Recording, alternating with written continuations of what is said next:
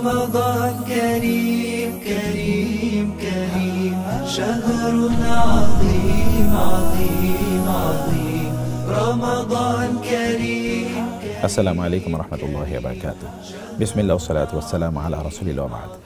Productive রমাদানে আমরা আজকে আলোচনা করব অত্যন্ত গুরুত্বপূর্ণ একটি বিষয়, আর তা হলো কোরআনের সাথে এই বন্ধন থাকুক অটুট। সুবহানাল্লাহ, রমাদানে আমরা কোরআন তেলাওয়াত করেছি, কারণ আল্লাহ তাআলা এটিকে কোরআনের মাস বলে উল্লেখ করেছেন। তারাবিতে কোরআন তেলাওয়াত করেছি, তাহাজ্জুদে কোরআন তেলাওয়াত করেছি, এবং আমরা সকালবেলা কোরআন তেলাওয়াত করেছি, সন্ধ্যায় কোরআন তেলাওয়াত করেছি, দিনের বেলা কোরআন তেলাওয়াত করেছি, কোরআন তেলাওয়াত শুনেছি। কোরআনময় ছিল আমাদের গোটা রমাদান। কিন্তু রমাদানের পরে কি কোরআন তেলাওয়াত বন্ধ হয়ে যাবে? রমাদানের পরে কি কোরআনের সাথে আমাদের সম্পর্ক থাকবে না? না, থাকতেই হবে। তাহলে কীভাবে রমাদানের পরে আমাদের কোরআনের সাথে বন্ধনটাকে অটুট রাখবো? চলুন সে বিষয়ে কয়েকটি পলিসি আমরা একটু বলে রাখি। এর আগে আমরা একটু বলে রাখি, তাহলে যে ব্যাপারটা যেন এমন না হয় যে আপনি শত্রুর সাথে যেমন শয়তান আপনার শত্রু, তার মানে কি কেবল রমাদানে শয়তান শত্রু? তা তো না। শত্রুর সাথে আপনার যুদ্ধ কিন্তু 12 মাসই করতে হবে। আর সেই যুদ্ধে লড়াই করার জন্য আপনি রমাদানে মূলত রসদ আপনি অস্ত্র অর্জন করলেন, ট্রেনিং নিলেন।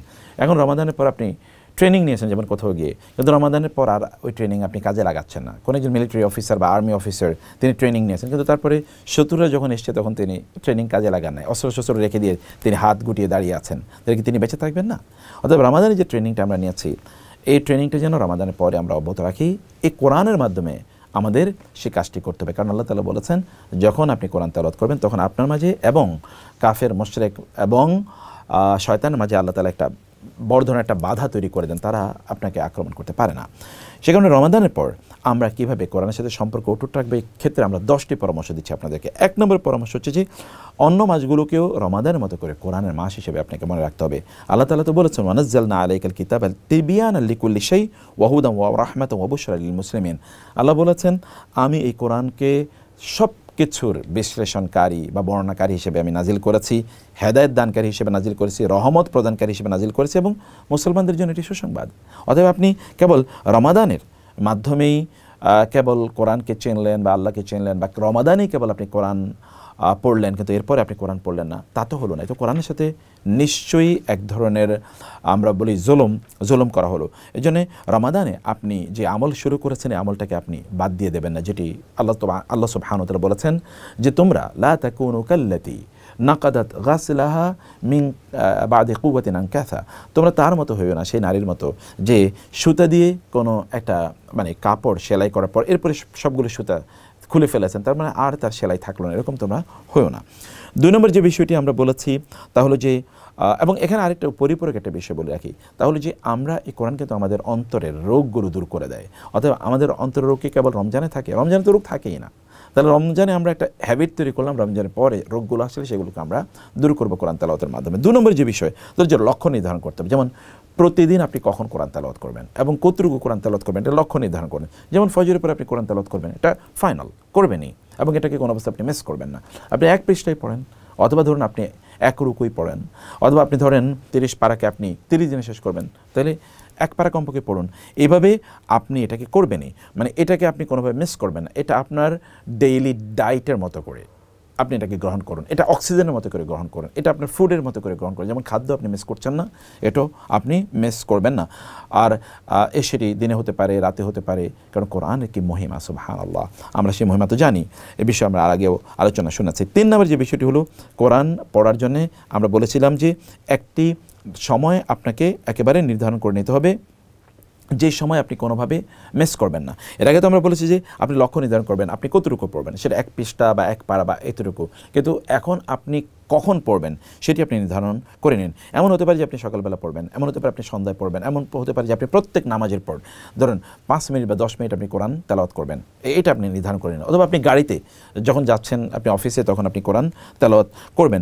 এইভাবে আপনি আপনার সময়টাকে নির্ধারণ করে নেবেন, এবং এই সময়টা কোনোভাবে আপনি মিস করবেন না। যত ব্যস্ততায় আপনার থাকুক না কেন আপনি এটি করবেনই। যদি এমন হয় যে কোনো কারণে আজকে আপনি তেলাওয়াত করতে পারলেন না, তাহলে পরের দিন অবশ্যই আপনি দ্বিগুণ তেলাওয়াত করে নেবেন। এইভাবে আপনাকে কোরআনের সাথে রিলেশনটাকে কন্টিনিউ করতে হবে।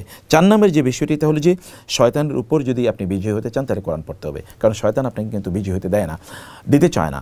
এবং এই কারণে কোরআন তেলাওয়াতের আগে আমাদেরকে আউযুবিল্লাহ পড়া লাগে। অন্য কোনো কাজের আগে কিন্তু আউযুবিল্লাহ পড়া লাগে না, বিসমিল্লাহ পড়তে হয়। কিন্তু কোরআন তেলাওয়াতের আগে আউযুবিল্লাহি মিনাশ শাইতানির রাজিম, যেন শয়তান আমাদেরকে কোনোভাবে মানে না করতে পারে। সে কারণে আপনাকে কী করতে হবে, আপনি কেবল সময়ের অভাবে কোরআন তেলাওয়াত করতে পারছেন না, অথবা এখন আপনার একটু খারাপ লাগছে এই জন্য আপনি পড়তে চাচ্ছেন না, অথবা আপনি সপ্তাহে ছুটির দিন আপনি পড়বেন, অথবা কেন যেন হয়ে উঠছেন আমি বলতে পারছি না, এই জাতীয় অজুহাত এগুলো শয়তানের পক্ষ থেকে আসে। কোনো অজুহাত দেবেন না, আপনি অবশ্যই শয়তানের উপর বিজয়ী হতে হবে।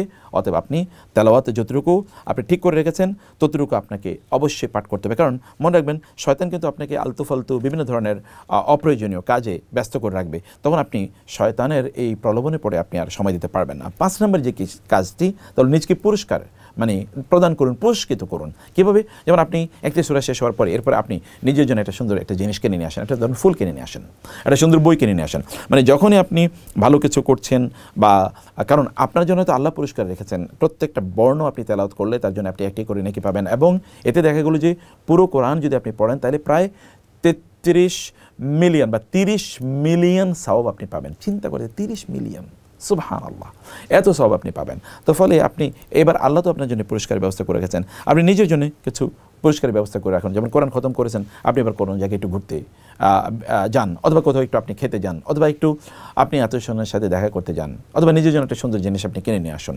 এরকম কিছু একটা করুন, এতে আপনার আগ্রহ অনেক অনেক বেড়ে যাবে।